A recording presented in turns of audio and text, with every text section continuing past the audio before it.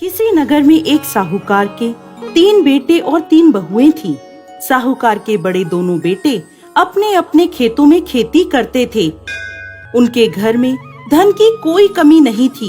दोनों की पत्नियां कमला और विमला बहुत आलसी स्वभाव की थीं। उनसे अपने घर के काम भी नहीं होते थे।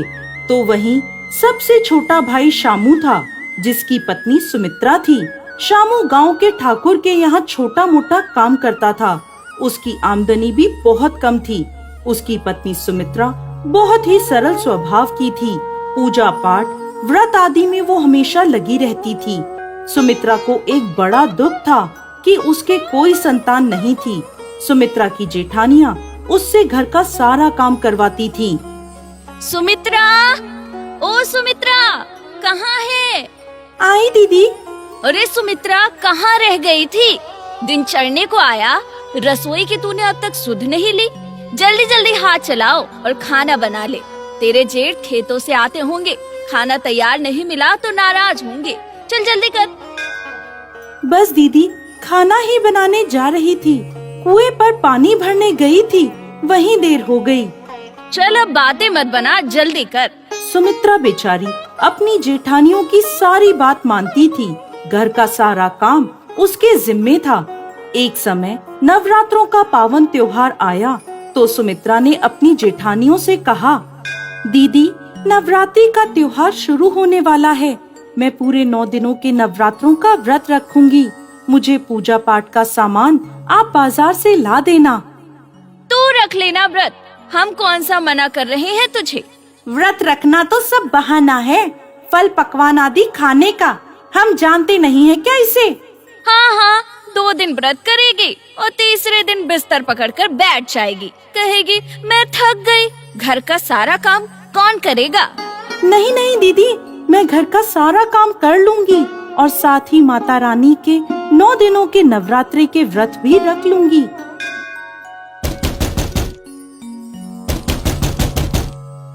सुमित्रा, अरे तुझे दरवाजा बजने की आवाज नहीं आ रही क्या? जाकर देख, इस वक्त दोपहर में कौन आया है? सुमित्रा दरवाजा खोलती है तो सामने एक बुजुर्ग महिला लाठी लिए खड़ी थी। कहिए कहिए माँ जी, किससे मिलना है आपको? कौन आया है? ये कौन है सुमित्रा? क्या तुम नहीं जानती हो? नहीं दीदी, मैं नहीं जानती। कौन है आप माता जी, और इस वक्त यहाँ क्यों आई हैं? अरे बेटी, मैं एक दुखियारी हूँ।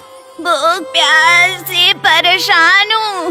भटकती हुई यहाँ तुम्हारे दरवाजे पर आई हूँ। मुझे कुछ खाने को दे दो बेटी। अरे माई, तुमने आने में कुछ देर कर दी। अभी थोड़ी देर पहले ही तो मैंने खाना खाया। मेरी देवरानी है, उसी से पूछ लो, अगर वो तुम्हें अपने हिस्से का खाना दे दे। मैंने तो अभी अभी आपके साथ ही बैठकर खाना खाया था। रुको माई, मैंने अभी तक खाना नहीं खाया है। मेरे हिस्से का खाना आप खा लो। ऐसा कहकर सुमित्रा उस बूढ़ी माई को अंदर ले गई और बिठाकर अपने हिस्से का भोजन करा दिया। बेटी, तूने अपने हिस्से का खाना मुझे दे दिया। अब तू क्या खाएगी बेटी? कोई बात नहीं माँ जी, मैंने कल रात को भर पेट भोजन किया था और आज रात को भी मैं भर पेट भोजन करूंगी। आप कई दिनों से भूखी थीं, आपको इस भोजन की आवश्यकता थी। यह सुनकर बूढ़ी माई खुश हो गई और तीनों बहुओं से बोली, मैं कई दिनों से भूखी थी बेटी। आज तुम्हारे घर में आकर मैंने पेट भर कर खाना खाया है। कल से माता रानी के नवरात्रि शुरू हो रहे हैं। माता रानी तुम सब पर कृपा करे। तुम तीनों कल से नवरात्रि के 9 दिनों के व्रत रखना। 9 दिनों तक एक मटके में कुएं से पानी भर के लाना और माँ दुर्गा के मंदिर के बाहर बैठकर मंदिर में आने जाने वालों को उस मटके से पानी पिलाना और बचा हुआ पानी अपने घर में लाकर ढक कर रख देना। और 9वीं के दिन तुम सभी घर वाले वो पानी पीना। हाँ, एक बात का ध्यान रहे, ऐसा तुम्हें दूसरे, चौथे और छठे नवरात्रि के दिन ही करना है और हर दिन एक ही बहू पानी लेने जाएगी। ऐसा कहकर वो बूढ़ी माई वहाँ से चली गई। अब अगले दिन सुमित्रा ने नवरात्रि की स्थापना करी, माता का कलश सजाया, माता की तस्वीर रखी और दुर्गा माँ की पूजा अर्चना करी और अपने व्रत का संकल्प लिया। सुमित्रा की जेठानियों ने भी माता के हाथ जोड़ लिए। अब दूसरे नवरात्रि के दिन सबसे बड़ी बहू ने कहा, आज मैं जाऊंगी पानी लेने।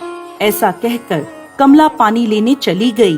कुएं पर गई, मटके में पानी भरा, उसे अपने सर पर रखकर माता के मंदिर के बाहर पेड़ के नीचे आकर बैठ गई। भूख, प्यास और गर्मी से परेशान कमला थोड़ी देर तो वहाँ बैठी रही। फिर जब उसने देखा कि कोई भी पानी पीने नहीं आ रहा, तो उसने वो पानी वहीं पेड़ के नीचे गिरा दिया और अपने घर वापस आ गई और मटके को ढककर रख दिया। चौथे नवरात्रि के दिन विमला पानी लेने गई। उसने भी कुएं से पानी भरा, मंदिर के पेड़ के नीचे आकर खड़ी हुई और सोचने लगी, गर्मी में कब तक यहाँ खड़ी रहकर लोगों को पानी पिलाऊंगी। ऐसा सोचकर उसने भी घड़े के पानी को पास में ही डाल दिया और घर वापस लौट गई। अब छठे नवरात्रि का दिन आया तो सुमित्रा पानी लेने गई। कुएं पर गई, मटके में पानी भरा और मंदिर के बाहर पेड़ के नीचे आकर बैठ गई और बैठी बैठी मंदिर में पानी पीने वाले लोगों का इंतजार करने लगी। वहाँ बैठे बैठे सुमित्रा को सुबह से दोपहर और दोपहर से शाम हो गई। थकी हारी, भूखी प्यासी सुमित्रा खुशी खुशी मंदिर के बाहर बैठी इंतजार करती रही कि कोई राहगीर आएगा जो उससे पानी लेकर पिएगा। शाम हुई तो एक छोटी सी बच्ची वहाँ आई और सुमित्रा से पानी मांगकर पानी पीने लगी।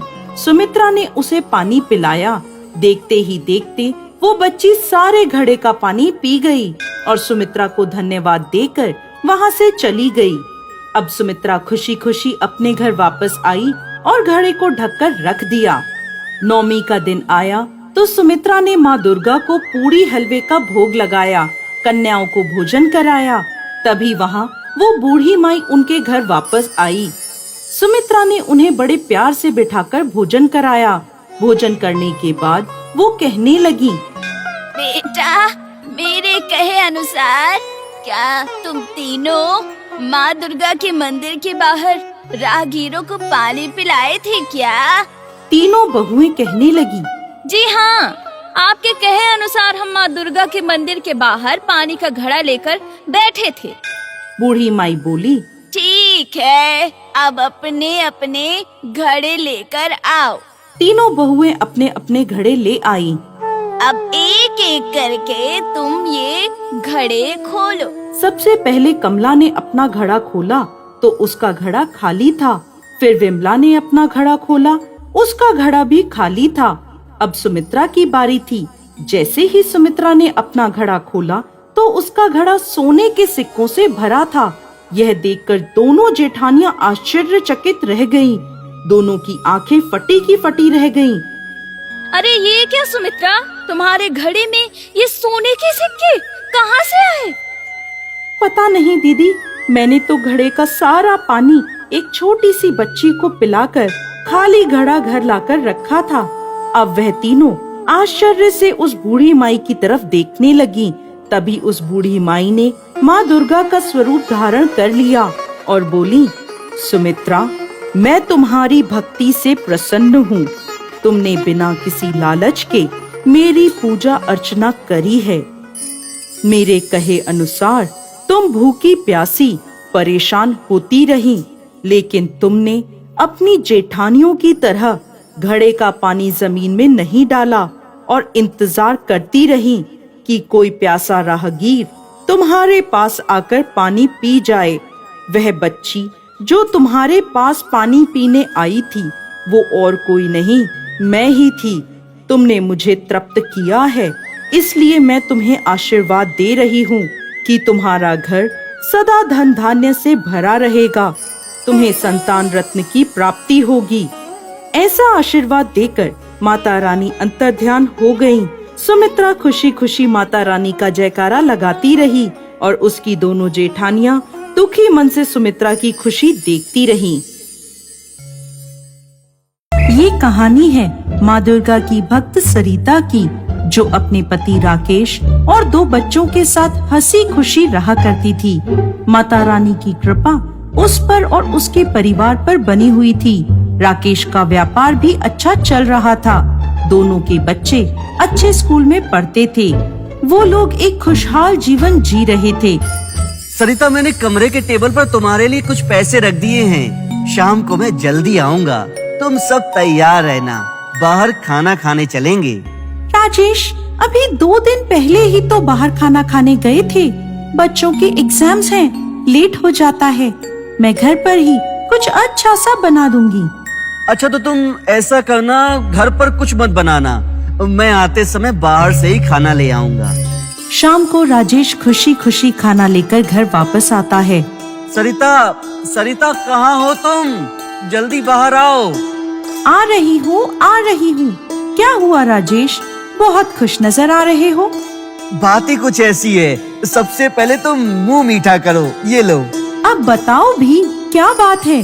किस बात से तुम इतने खुश हो? मैं तुम्हें क्या बताऊं सरिता, आज मुझे एक बहुत बड़ी उपलब्धि हासिल हुई है। मेरे बिजनेस में मैं एक बहुत बड़े ऑर्डर का इंतजार कर रहा था।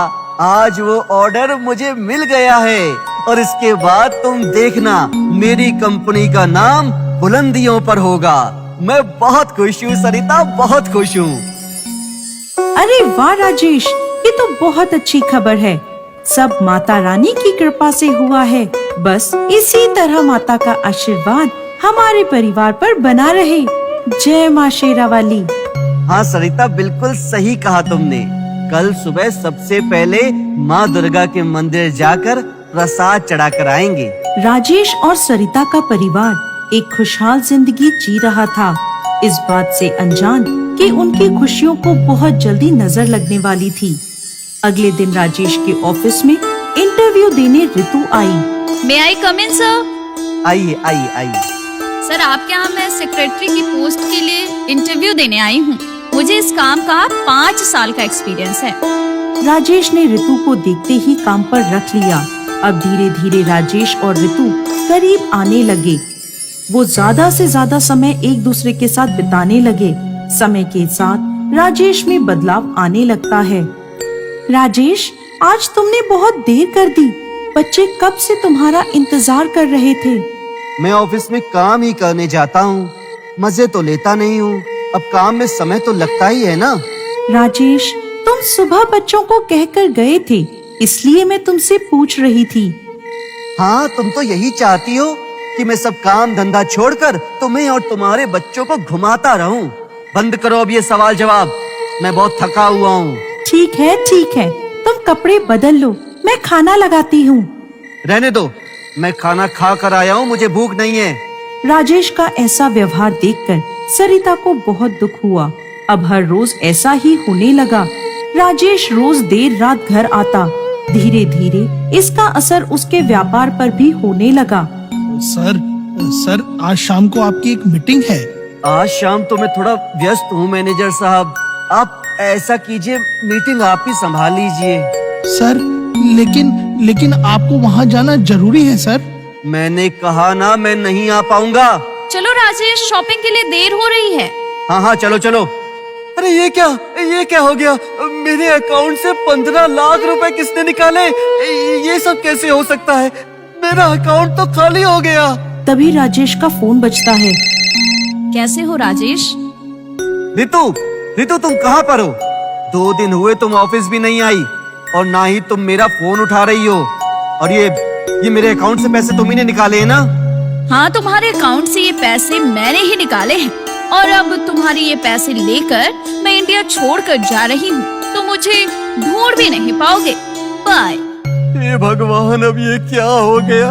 अब मैं क्या करूँगा भगवान? मैं तो बर्बाद हो गया। राजेश पूरी तरह कंगाल हो चुका था। उसका व्यापार भी बंद हो गया था। बच्चों की फीस देने के लिए उनके पास पैसे नहीं थे।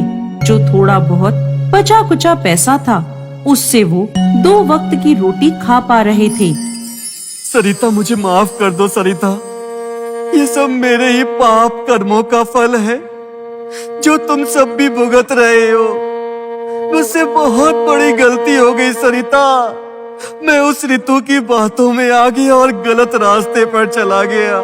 मैं क्या करूं? मैं अपनी भूल का प्रायश्चित करना चाहता हूँ सरिता। मैं क्या करूं? तुम दुखी मत हो राजेश, माता रानी के नवरात्रि आ रहे हैं। हम 9 दिनों तक माता का व्रत उपवास करेंगे, माता की चौकी सजाएंगे, पूजा पाठ आदि करेंगे। तुम देखना माँ दुर्गा हमारी सभी गलतियाँ माफ करेंगी और हम पर कृपा करेंगी। घट स्थापना का दिन आया तो राजेश माता की एक मूर्ति घर लेकर आया। सरिता ने मूर्ति की स्थापना कर दी। जैसे ही राजेश पूजा का सामान लेकर वहाँ पहुँचा तो उसे ठोकर लगी और वह गिर गया। उसका सिर माता की मूर्ति से टकराया। हे दुर्गा माँ, हे मेरी माँ अम्बे, मुझे माफ कर दे। मुझसे बहुत बड़ी भूल हो गई है माता। मैं अपनी गलती का प्रायश्चित करना चाहता हूँ माता। मुझे माफ कर दो माता। मैं गलत राह पर चला गया था। मेरी भूल के लिए मुझे माफ कर दो माता, माफ कर दो। तभी अचानक राजेश को लगा जैसे उसके सामने साक्षात माँ दुर्गा खड़ी हैं और उसे आशीर्वाद दे रही हैं। सरिता, सरिता ये देखो, साक्षात माँ दुर्गा मेरे सामने खड़ी हैं। साक्षात माँ अम्बे हमारे घर में आई हैं और हमें आशीर्वाद दे रही हैं। जय माँ दुर्गा, जय माँ अम्बे। हे माँ दुर्गा, हमारी भूल माफ कर दें। हम राह भटक गए थे माता। आप अंतर्यामी हैं, आप ममतामय माता हैं। हमारी भूल माफ कर दे माँ। इस तरह वह दोनों माता के पूरे 9 दिनों के नवरात्रों के व्रत रखते हैं। 9वीं के दिन राजेश के पास पुलिस चौकी से फोन आता है कि ऋतु पकड़ी गई। राजेश दौड़ा दौड़ा पुलिस स्टेशन पहुंचता है। राजेश जी, ये वही ऋतु है जिसने आपके पैसे चुराए थे और हमने इसको पकड़ लिया। सरिया आपको कहाँ मिली? ये अपने साथियों के साथ देश छोड़कर भागने की तैयारी कर रही थी, तभी हमने इसको पकड़ लिया। आपको ये जानकर हैरानी होगी, इसने आपके जैसे कई व्यापारियों को ठगा है। सर मेरे पैसे? हाँ, इसने हमें बता दिया है कि सारे पैसे इसने कहाँ रखे थे। 2 दिन में आपको आपके पैसे मिल जाएंगे। राजेश खुशी खुशी घर वापस आता है और सरिता को सारी बात बताता है। वो दोनों माँ दुर्गा के आगे हाथ जोड़कर खड़े हो जाते हैं और माता रानी की जय जयकार करते हैं। जय माँ दुर्गा।